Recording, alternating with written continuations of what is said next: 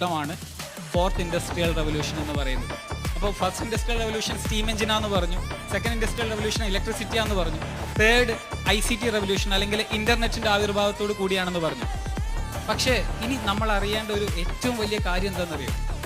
ഈ fourth industrial റവല്യൂഷനെ drive ചെയ്യുന്നത് ഒരു ടെക്നോളജി അല്ല, ഇതുപോലെയുള്ള മൾട്ടിപ്പിൾ ടെക്നോളജികളാണ്. ഇവിടെ എനിക്ക് മുൻപ് സംസാരിച്ചവർ ആർട്ടിഫിഷ്യൽ ഇൻ്റലിജൻസിന് എന്തൊക്കെ ചെയ്യാൻ പറ്റും ചെയ്യാൻ പറ്റില്ല എന്നുള്ള കാര്യങ്ങളെക്കുറിച്ച് ചെറുതായിട്ട് അവരുടെ അഭിപ്രായം രേഖപ്പെടുത്തിയിരുന്നു. I beg to differ. എനിക്ക് ചില കാര്യങ്ങളിൽ അഭിപ്രായ വ്യത്യാസമുണ്ട്, ഞാൻ അതിനെക്കുറിച്ച് പറയാം. ഒന്നാമത്തേത്, മനുഷ്യർക്ക് 2 തരത്തിലുള്ള ജോലികളാണ് ചെയ്യാൻ കഴിയുക.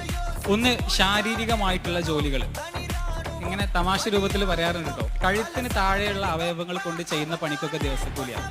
കഴുത്തിന് മേലെയുള്ള അവയവം കൊണ്ട് ചെയ്യുന്ന ജോലിക്കാണ് അൺലിമിറ്റഡ് ഏർണിംഗ് പൊട്ടൻഷ്യൽ ഉള്ളത് എന്നുള്ളത്. ബേസിക്കലി